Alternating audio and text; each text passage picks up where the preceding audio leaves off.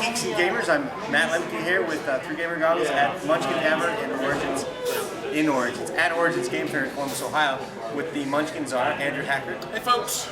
And he's going to tell us everything we need to know about being a Munchkin. Oh my god, I don't have that much time. Munchkin, for those of you who don't know, is a card game that is fantasy role-playing without role-playing crap. You turn over cards, you open doors, kill monsters, take their stuff, and level up. First player to level 10 wins. We've got over a dozen varieties out now. Pirates, spaceships, myths and legends, and Munchkin Pathfinder for those of you who are actual RPG gamers. Munchkin Apocalypse, getting to game the end of the world. And coming out in a couple months is Munchkin Adventure Time. You guys did the guild, right? We did a booster for the guild, a little 15 card pack. Oh, I thought it was a whole box set. Nope, 15 card pack mixes into your regular Munchkin game. So, let's see. That's bringing us up to speed. Which one's your favorite? Oh, no, see, that's like asking for my favorite child. And since I don't have any children, that's an easy answer. I really like the original game just because it's the classic, it's the one that most people get started with. Munchkin Zombies is a really good game because you're playing the zombies. So you're leveling up by you're just trying to live. Munchkin Apocalypse is a really good game because it extends the Munchkin metaphor. In addition to killing monsters, you're also opening seals. And if you open the 7th seal, you end the world and therefore the game. Ouch. Yeah, that never ends well. But it ends. But it ends, and then... I don't know, that might be good. But see, but then, instead of the highest level, the player with the most toys wins. Oh. Wow. Wow. So, okay, I heard a rumor. I've never seen this happen. Is it true you can shuffle all the Munchkin games together and play? There are some insane people that we love who will, in fact, take all of their Munchkin games and shuffle all the cards together and play with stacks about yay high. And I can't imagine that. I mean, I've played a couple of different versions of Munchkin. Yeah. And it is a fun game. I definitely will give it that. It's fast-paced, I would say. Learning curve is very low. You just basically have to be able to compare the monster's number with your number. And, well, you guys do cool things too, like Munchkin Tavern. Sure. I believe I have, John has drawn on some, he's made some unique cards today. Yeah, we printed some blank cards that Steve has done some, I've done some, John has done some, so people show up and they're like, oh my god, you're here and I didn't bring anything for you to sign. I give them a unique card. Yeah, like Sean Bean does die. Yes, he does, sadly. I don't even know who that is, but I've seen the shirt. I don't know who makes the shirt. We're on camera, actually. So, wow. So now we need to make the Munchkin Tavern game. Yeah, absolutely. Let's do it here. Right now. Right now, I don't think I can be that creative. This man needs more beer. So, but yeah, we've got dozens of expansions, including the little 15-card booster packs. We've got one coming out in a couple months called Munchkin Princesses, so you can be a princess. No, you make a very good princess. No, I don't think so. No, I think not I. No, I really. And my daughter would be all over that. But, it's very pink. I'll tell you that. Oh boy! So you're gonna bring tiaras to the conventions for? Maybe. That's not a bad thought. I'll pitch it to our marketing guys. Well, my son. This is off topic, but my son wants to go to Burger King to get the little king thing, so he can be a king in his nice costume that he got for Halloween. That's awesome. I don't know. It's a Burger King crown. I'm like, no. So, but I mean, working at Munchkin's awesome. I get to work with John Kowalik all the time. John can take a really kind of, frankly, mundane card and make it sing with the artwork. Yeah, your art is pretty unique, and it's stayed the same. It's that, I don't know what style that would be called, because I'm not an art buff. But we call it cartoony. Well, yeah, definitely cartoony, but I figured there was a more scientific name. No, it's cartoony. Is there like a demo team program? Yeah, we have a program called the Men in Black. Who go to game stores, conventions. We have a lot of them that go out to like game clubs and schools. to demonstrate games. If you go to mid.sjgames.com, you can find out all about the program and how to become one. Let's see what else. You've got some dice games. We do. Zombie dice is a really popular one. Again, you're a zombie trying to eat brains and not get shotgunned. We have one that's called Cthulhu Dice, where you're trying to drive everybody else insane, as you do. Chupacabra is one that we actually picked up from our friends at Haywire Group. They were the original publisher.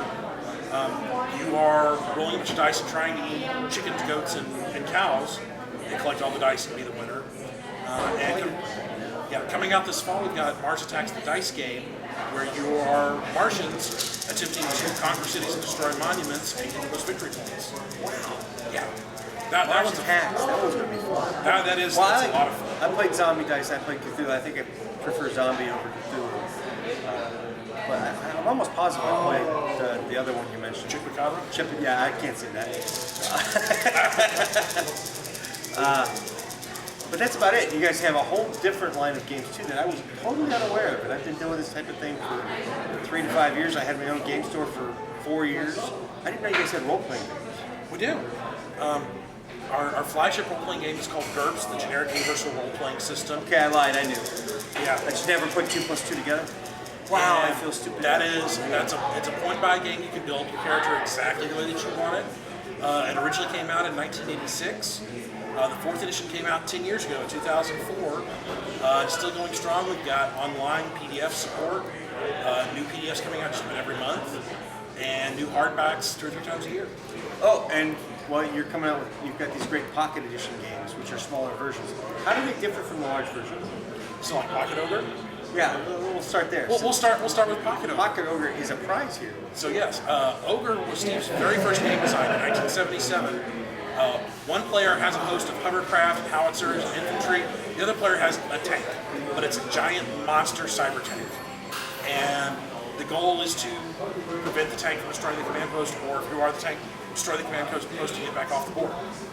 And a couple of years ago, we did a Kickstarter for the Ultimate Designer's Edition of Ogre, which was the edition Steve wished he could have published 35 years earlier.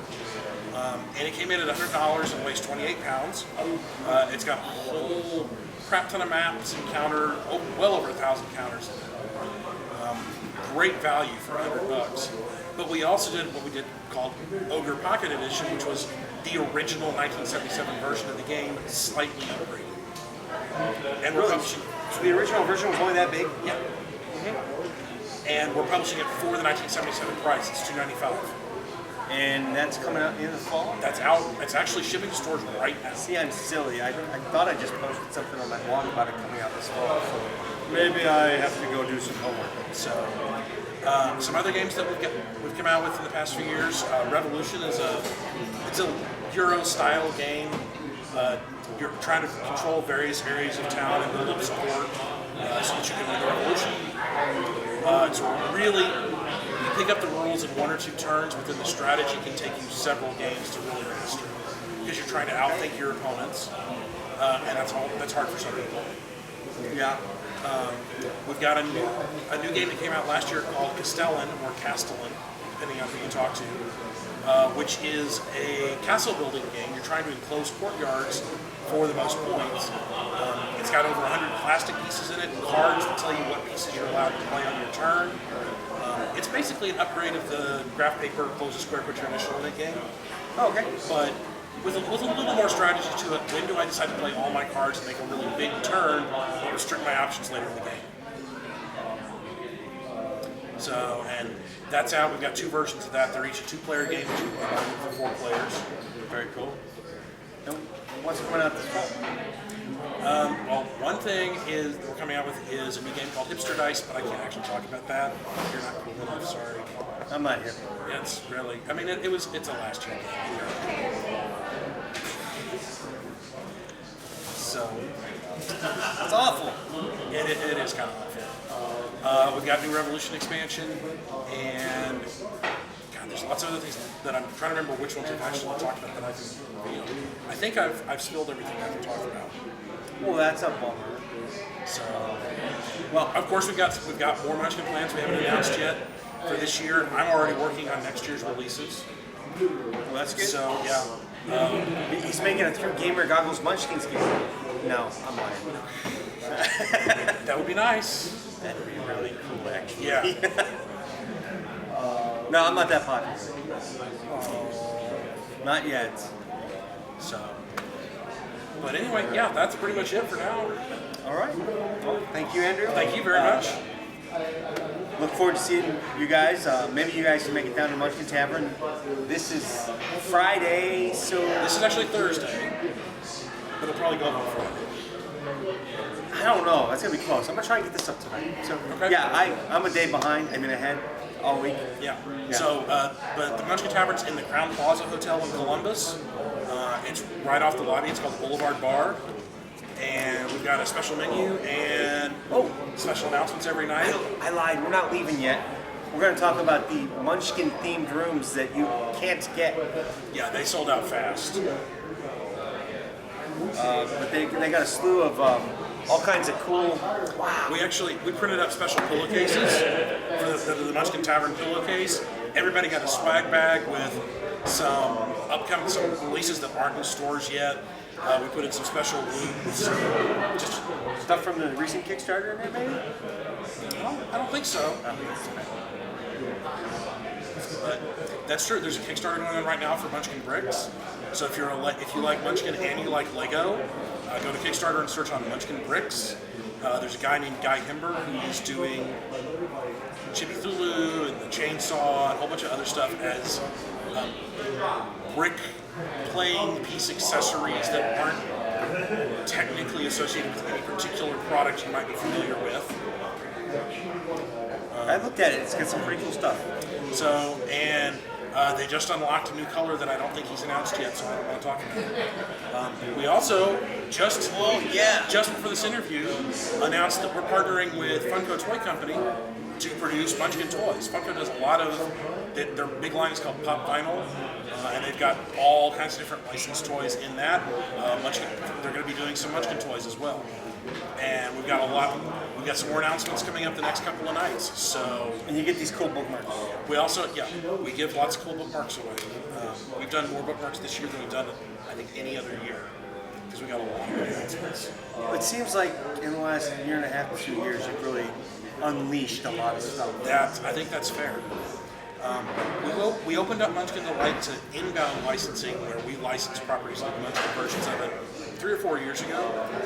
This year we're starting to see some outbound licensing where people are actually taking Munchkin and applying it to their stuff. There's Really? Yeah. So where's one of those? So like Munchkin Adventure Time, USAopoly, the company that does various things with Munchkins and Risk and so on, they're Monopoly and Risk. They're picking up Munchkin, they're doing Adventure Time. They're doing that I can't talk about for next year. We actually just agreed on what that was going to be. Munchkin Halo. So, no, we talked about that one, but no, this one's better. That'd be so cool with this art. It would be, but this one's going to be better. But we're working with AEG on Munchkin Letter, which is a reskin of their Love Letter game, which is a real simple, fast game. It's like 20 cards. Wow. And our friends at Fireside Games, who actually, Justin DeWitt worked for us for a long time. Good games. Yeah. Do a game called Castle Panic, and they're doing a version called Munchkin Panic. It's going to be out this fall. Very nice. I think you're I don't think that they're here now. There'll be a Gen Con. There'll definitely be a Gen Con. All right. So, and we've got some more announcements in that vein coming later this week. Thanks, Andrew. You're very welcome. Thank you. And now this is actually thank you and have a good day. See you or good night, whatever. Thanks, folks. See you later. See you online. See you at Gen Con.